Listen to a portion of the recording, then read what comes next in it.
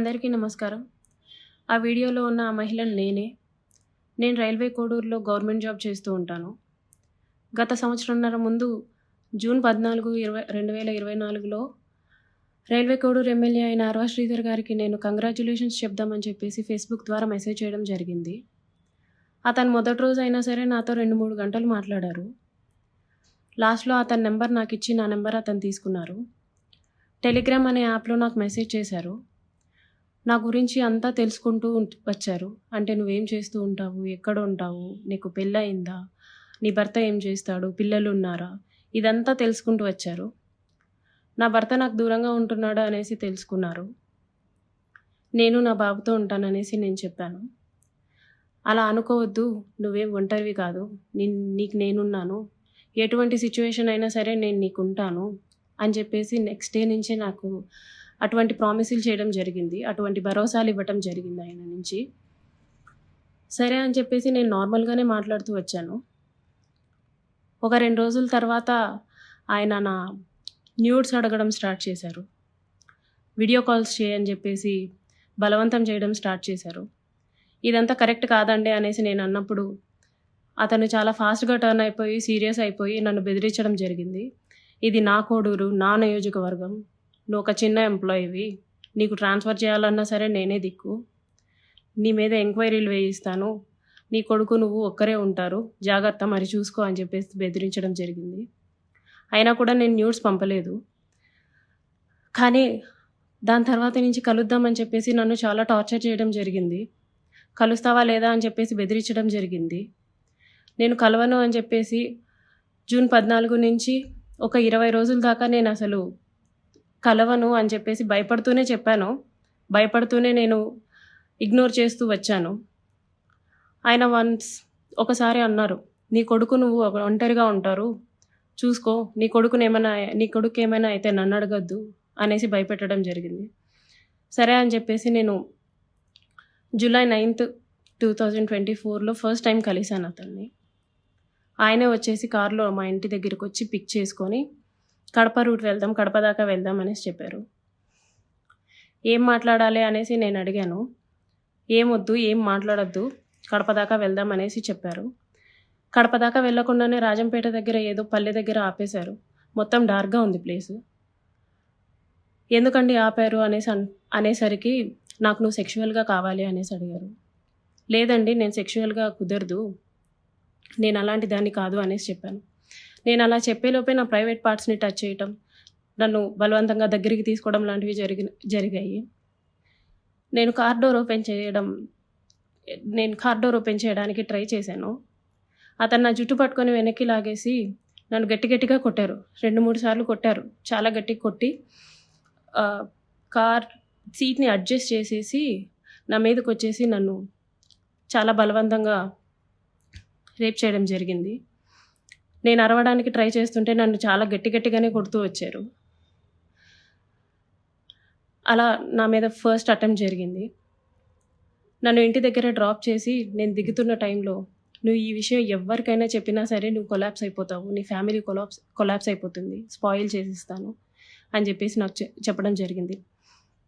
నేను ఆ భయంతో వెళ్ళిపోయాను. ఇంటికి వెళ్ళిపోయాను. నేను మా బాబే ఉంటాము. నెక్స్ట్ డే కూడా ఆయన కలుద్దాం, మాట్లాడాలి అని చెప్పేసి బెదిరిస్తూ వచ్చారు. అలా నాకు ఆగస్ట్ ఎండింగ్‌లో నా ఫస్ట్ ప్రెగ్నెన్సీ అతని వల్ల వచ్చింది. ఈ విషయం నేను అతనికి చెప్పాను. చెప్తే అబార్షన్ చేయించుకో వెంటనే అనేసి అన్నారు. నేను అబార్షన్ చేయించుకోవట్లేదు. నీ వల్ల నాకింత జరిగింది. నేను అబార్షన్ చేయించుకోవట్లేదు అంటే అప్పటికి నన్ను బెదిరించారు. "నువ్వు అబార్షన్ చేయించుకుంటే నువ్వు బ్రతుకుతావు. నీ ఫ్యామిలీ బావుంటది. నీ ఉద్యోగం బావుంటది. లేకపోతే నా గురించి నీకు తెలుసు" అని చెప్పేసి చెప్పడం జరిగింది. నేను అబార్షన్ చేయించుకోను. ఎట్టి పరిస్థితుల్లో అబార్షన్ చేయించుకోను అనేసి నేను వాదిచ్చాను. ఒక 2, 3 సార్లు 2, 3 రోజులు నన్ను బాగా బెదిరించి తర్వాత అష్యూరెన్స్ ఇచ్చారు. "సరే నీ భర్తకి నువ్వు విడాకులు ఇచ్చేసేయి. నేను నిన్ను పెళ్లి చేసుకుంటాను. మీరెలాగా దూరంగానే కదా ఉంటారు. నేను నిన్ను పెళ్లి చేసుకుంటాను. నీ భర్తకి నువ్వు విడాకులు ఇచ్చేసేయి" అనేసి అన్నారు. అప్పటికి నేను ఒప్పుకోలేదు. "అబార్షన్ చేయించుకో. ఇది అయితే ఫస్ట్ అబార్షన్ చేయించుకో" అని చెప్పి నమ్మించడానికి నేను నిన్ను పెళ్లి చేసుకుంటాను అనేసి నాకు చెప్పారు. నేను చాలా రోజులు చేయించుకోలేదు. అలా ఒక 2 మంత్స్ నాకు ప్రెగ్నెన్సీ ఉంది. దాని తర్వాత ఇంకా ఆయన కంటిన్యూయస్‌గా బెదిరిస్తూ, ఇంటికొచ్చి కొడుతూ, చేయించుకుంటావా లేదా అని చెప్పేసి టార్చర్ చేస్తూ, ఫైన్ డే నేను అబార్షన్ చేయించుకున్నాను. ఆయన మాటలు నమ్మి నన్ను పెళ్లి చేసుకుంటానని ఆయన ఇచ్చిన అష్యూరెన్స్‌ని నేను నమ్మి నేను అబార్షన్ చేయించుకున్నాను. ఇలా ఈ 1.5 ఇయర్‌లో నాకు 5 అబార్షన్స్ అయ్యాయి ఆయన వల్ల. ఎప్పుడూ మా ఇంటికి రావటం, నాకిష్టం లేదు అని చెప్పినా సరే నన్ను బలవంతంగా బయటికి తీసుకెళ్ళో, లేకపోతే ఇంట్లోనో నన్ను కొట్టి, మా వాళ్ళని బూతులు తిట్టి, చాలా రకంగా నన్ను సెక్షువల్లీ అటెంప్ట్ చేయడం జరిగింది. నాకు తెలియని విషయం ఏంటంటే, ఆయన నాకు తెలియకుండా మా వాళ్ళ నంబర్స్, మా వాళ్ళ కాంటాక్ట్ డీటెయిల్స్, ఇంటి అడ్రస్‌లు ఇవన్నీ కనుక్కొని, నా భర్తకి కాల్ చేసి, "నువ్వు ఆ పిల్లకి విడాకులు ఇవ్వాలి. విడాకులు ఖచ్చితంగా ఇవ్వాలి. లేకపోతే నిన్ను, నీ ఫ్యామిలీని, నీ కొడుకుని ఎవ్వరిని వదలను. అందరినీ చంపేస్తాను" అనేసి బెదిరించడం జరిగిందంట. ఇది నాకు తెలీదు. ఈ విషయం నాకు తెలీదు. నా భర్త నన్ను తర్వాత కాల్ చేసి "అసలేం జరుగుతుంది అక్కడ" అనేసి అన్నారు. ఇలా జరుగుతుంది అనేసి నేను మా ఇంట్లో వాళ్ళకి చెప్పాను. ఇలా రోజు ఇంటికొస్తున్నాడు, నన్ను కొడుతున్నాడు, నన్ను టార్చర్ చేస్తున్నాడు, ఫిజికల్లీ నన్ను చాలా వాడుకుంటున్నాడు అనేసి నేను చెప్పి ఏడ్చాను. వాళ్ళందరూ నాకు దూరం అయిపోయారు. "నీ ఇష్టం వచ్చింది నువ్వు చేసుకో" అనేసి నన్ను తిట్టేసి నాకు చాలా దూరం అయిపోయారు. "మేమింక నీతో మాట్లాడం" అని చెప్పి నన్ను వదిలేయడం జరిగింది. ఇదంతా ఆయన ప్లాన్డ్‌గానే చేసినట్టున్నారు. మా వాళ్ళందరినీ నాకు దూరం చేయాలి అన్న ఒక ఉద్దేశంతో చేసినట్టున్నారు. వాళ్ళందరూ నన్ను దూరంగా వదిలేశారు. మా ఆయన మా బాబుని తీసుకెళ్ళిపోయాడు. నేను ఒక్కదాన్నే ఉంటూ వచ్చాను. గత 6 నెలలుగా నేను ఒక్కదాన్నే ఉంటూ వచ్చాను. నేను నా ఒంటరితనాన్ని, నాకు పేరెంట్స్ లేరు. అమ్మ, నాన్న లేరు. అడగడానికి, చేయడానికి. అమ్మ, నాన్న లేరు. అతను నాకు అష్యూరెన్స్ ఇస్తూనే వచ్చాడు. మ్యారేజ్ చేసుకుంటాను ఎక్సెట్రా అని చెప్పి.